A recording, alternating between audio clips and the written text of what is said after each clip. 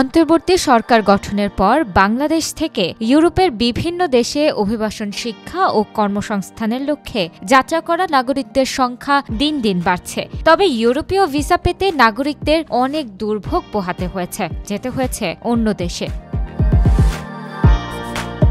কিন্তু এখন আর অন্য দেশে ভিসার জন্য যেতে হবে না। ঢাকায় শুরু হয়েছে ইউরোপের 9টি দেশের সেনজেন ভিসা আবেদন প্রক্রিয়া। এখন পর্তুগাল ভিসা আবেদনের জন্য ভারতের দিল্লিতে অবস্থিত পর্তুগাল দূতাবাসে যেতে হবে না। ঢাকায় অবস্থিত VFS গ্লোবাল সেন্টারের মাধ্যমে ভিসা আবেদন করা যাবে। পর্তুগাল সহ রোমানিয়া, বুলগেরিয়া ও ক্রোয়েশিয়া তাদের নিজস্ব ভিসা সেবা অফিস খুলেছে ঢাকায়। এই নতুন উদ্যোগটি 2025 সালের শুরু থেকে কার্যকর হয়েছে। এটি বাংলাদেশের নাগরিকদের ইউরোপ ভ্রমণ, শিক্ষা ও কর্মসংস্থান সুবিধা সহজ করবে।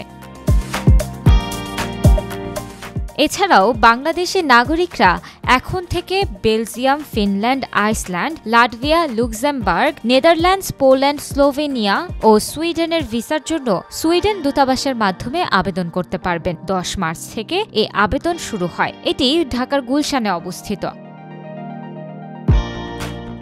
বিশেষজ্ঞদের মতে এই নতুন ভিসা আবেদন সুবিধা, সময় ও খরচের সাশ্রয় ঘটাবে এবং ইউরোপে যাওয়ার প্রক্রিয়াকে আরও স্বচ্ছ ও দ্রুততর করবে। এর আগে ইউরোপীয় সকল কনসুলেট ও এম্বাসি কার্যক্রম যেন বাংলাদেশেই সম্পূর্ণ করা যায়, ভিসার জন্য নাগরিকদের অন্য দেশে যেন যেতে না হয়, এমন দাবি জানিয়েছে ইউরোপ ভিসা প্রত্যাশী ঐক্য পরিষদ। 2024 সালের 13 নভেম্বর সকালে প্রেস ক্লাবে সংবাদ সম্মেলন করে সংগঠনটির এক সংবাদ সম্মেলনে এমনটি জানানো হয়েছে।